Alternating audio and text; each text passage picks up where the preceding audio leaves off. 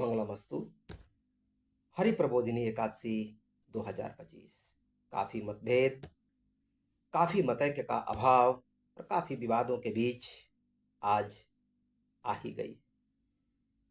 हरिप्रबोधिनी एकादशी 2025 2 नवंबर को मनाई जाएगी। पारण 3 नवंबर को सुबह 6:34 से 8:46 के बीच है।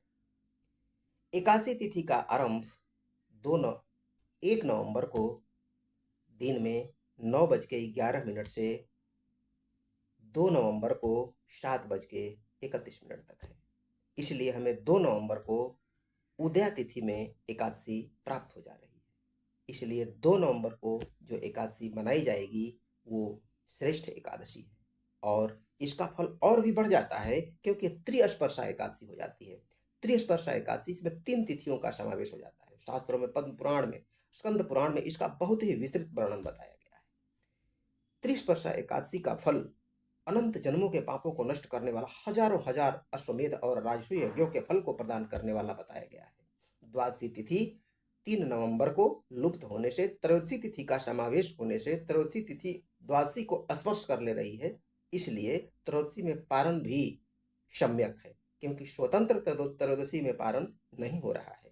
जहां स्वतंत्र त्रयोदशी तिथि में पारण होता है वो दोष युक्त होता है, परंतु ये त्रयोदशी तिथि द्वादशी को स्पर्श कर लेने के चलते ये त्रिस्पर्शा एकादशी तिथि कही जाएगी और ये सर्वश्रेष्ठ और उत्तम एवं पवित्र होगी, जो 2 नवंबर को ही शास्त्र सम्मत है, विद्वानों के मत में सम्मत है और बिल्कुल ही सम्यक है। इस प्रकार से जो 1 नवंबर को एकादशी मनाई जा रही है वो शास्त्र सम्मत नहीं है क्योंकि दशमी विधा है। दशमी विधा एकादशी को शास्त्र के द्वारा त्याज्य कहा गया है क्योंकि वंश एवं संतान को नष्ट करने वाली होती है। यदि कोई व्यक्ति 1 नवंबर को एकादशी का त्यौहार मना रहे हैं, उनको अपना पारण 2 नवंबर को दिन में 1 से 2 बजे के बीच करना होगा, तभी दोष का निवारण होगा। दोष का निवारण करने के लिए पारण का उचित समय दोपहर में 1 से 2 बजे के बीच ही होगा। इसको सदैव ध्यान में रख करके ख्याल रखना होगा। विद्वानों में मतैक्य का अभाव इसलिए है कि कोई भी विद्वान स्पष्ट और उचित निर्णय बताने के लिए आगे नहीं आता है। स्थलाकृति के अनुसार सूर्य का सूर्योदय और सूर्यास्त भारत के अनेक शहरों में 35-40 मिनट, आधे घंटे, पौन घंटे इधर उधर होता है। इसलिए तिथि मान में परिवर्तन होता है। तिथि मान में परिवर्तन होने के चलते कहीं वही तिथि उदया तिथि में नहीं मिलती है, कहीं वही तिथि उदया तिथि में मिलती है। तो जहां जिस पंचांग में जिस प्रकार का वर्णन है, उस क्षेत्र में रहने वाले लोग उसी पंचांग के नियम को मानते हुए, स्वीकार करते हुए उस व्रत का निर्वहन करें, पालन करें। ये नहीं कि बिहार के रहने वाले लोग दिल्ली में जाकर के बस गए हैं तो वो बिहार के पंचांग का फॉलो करें, नहीं। ऐसे तो सारा ज्योतिषीय गणना ही गलत हो जाएगी क्योंकि वहां सूर्योदय 6 बजे होता है, दिल्ली में 6:30 बजे होता है, तो ये आधा घंटे का जो समय का जो लोप है, ये तिथिमान भी इसमें आ जाएगा।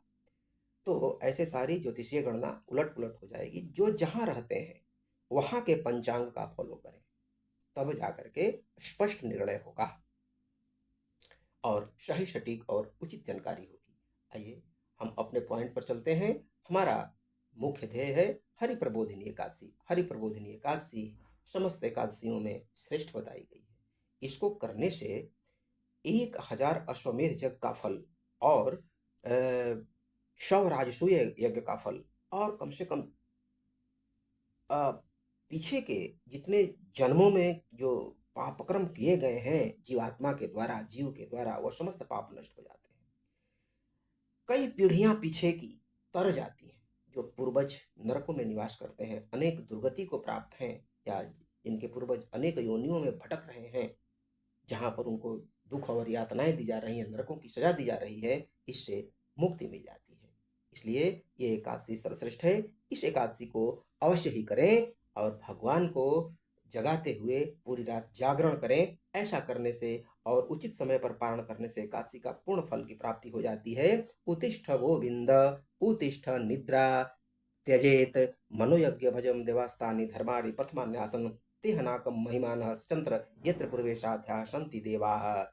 इस तरह से भगवान को जगाएं, उनकी आरती करें, वंदन करें, पूजन करें, गुणगान करें, कीर्तन करें, मनन करें, यजन करें, चिंतन करें, भजन करें। इस प्रकार से नारायण की प्रसन्नता आप प्राप्त होगी और आपको आशीर्वाद मिलेगा।